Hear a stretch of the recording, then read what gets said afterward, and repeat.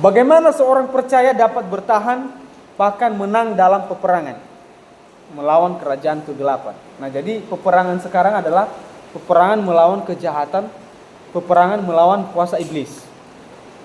Nah, kita perlu belajar pada satu bacaan di dalam Efesus pasal 6 ayat 11 sampai 18. Silakan dibuka dulu.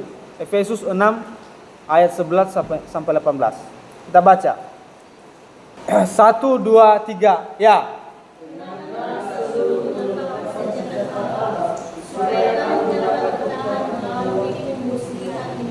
Ya.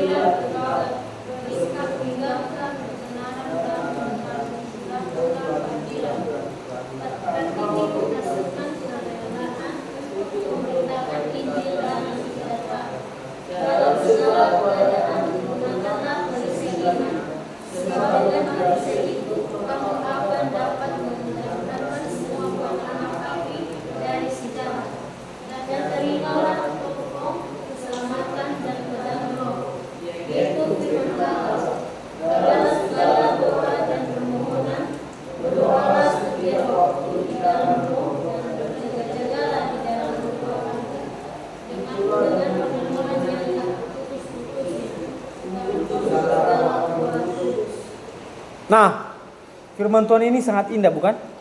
Indah atau tidak? Indah sekali. Dia mengajarkan kita bagaimana cara mengalahkan iblis. Salah satunya cara mengalahkan iblis adalah dengan berdoa tadi. Berdoa dengan iman. Ya. Dan firman Tuhan itu seperti pedang yang kita gunakan untuk melawan iblis. Ya. Jadi di dalam kitab Amsal tadi digambarkan bahwa firman Tuhan sebagai perisai yang melindungi kita. Sedangkan Rasul Paulus menggambarkan bahwa firman Allah adalah juga pedang yang kita gunakan untuk mengalahkan lawan, mengalahkan iblis, mengalahkan kekuatan si jahat. Jadi Taromali Lobalangi, firman Tuhan itu seperti pedang.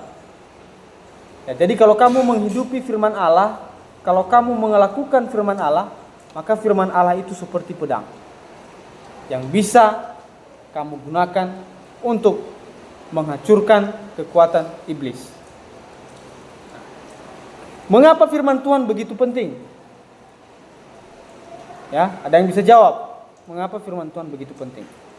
Jawabannya tentu adalah sebab firman Tuhan merupakan kebenaran Allah yang teruji, yang dapat dijadikan patokan dalam hidup, dalam memilah dan memilih yang benar atau salah. Orang yang menghidupi firman Tuhan hidup di dalam jalan yang benar. Makanya tadi saya bilang, kalau masih ada orang yang hidup dalam dosa, itu adalah orang yang tidak ada Tuhan di dalam hatinya, yang tidak ada kebenaran di dalam hatinya. Itu anak-anak setan.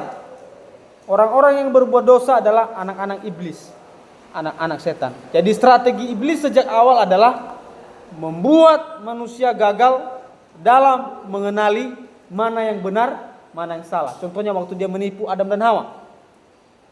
Ya, dia menipu si Hawa. Dia bilang, tidak, kamu tidak akan mati nanti ketika kamu makan buah pohon ini. Dia tipu. Karena memang iblis itu adalah bapa segala dusta. Dan adalah bapa segala tipu musdaya, tipu daya, tipu muslihat, pembohong, pembual, ya, yang akan menjerumuskan kita ke dalam dosa. Ya, itulah sebabnya manusia harus berpegang kepada apa yang tidak berubah. Apa yang tidak berubah itu apa? Apa yang teruji itu apa? Adalah firman Allah. Bagaimana cara iblis menyesatkan manusia? Adalah dengan menambahi dan mengurangi arti firman Tuhan. Jadi kalau kamu baca Alkitab itu, tiba-tiba kamu mengantuk, itu adalah perbuatan iblis. Tadi saya sudah bilang, saya ulang-ulang. Karena iblis itu tidak mau kamu mengerti firman Tuhan. Iblis tidak mau kamu taat kepada Allah. Iblis mau kamu itu membangkang melawan kepada Allah, tidak mengikuti perintah Allah. Jadi saudara, mari kita mendekatkan diri kepada Tuhan. Kita tidak tahu kapan waktu dan saatnya kita akan dipanggil. Mari kita mendekatkan diri kepada Tuhan. Mari kita memohon ampun akan dosa-dosa kita, akan semua pelanggaran kita. Mari kita hidup suci, hidup bersih di hadapan Tuhan. Orang yang tidak hidup suci, orang yang tidak hidup bersih akan dibuang oleh Tuhan. Seperti Tuhan membuang Raja Saul, seperti Tuhan membuang Yudas. Ya. Jadi saudara, mari kita mendekatkan diri kepada Tuhan. Jadi kita cukupkan